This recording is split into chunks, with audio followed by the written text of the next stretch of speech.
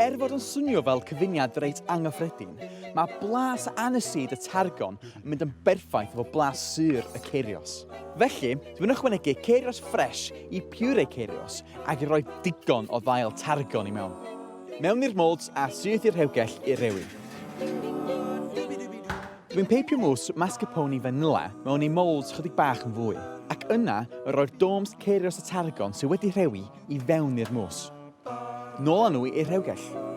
So, rwan am y base. Dwi'n llenwi pastry cases hefo haen tenna o jam plwm a mafon. Mae Academi Bakewell wedi dod yn ofnadwy o poblogaidd diolch i un mistar enwog. A jam plwm a mafon mae o'n defnyddio hefyd.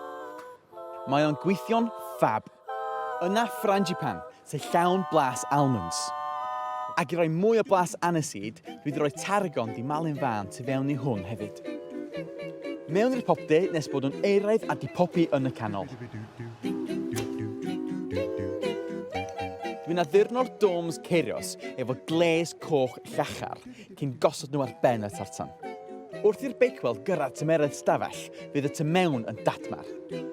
Mymryn o hufen o gwmpas yr ochra. Ac yn olaf, mae rhain yn bendant yn heiddi mymryn bach o gold leaf. A dyna ni, Bakewell, Ceirios a Taragon.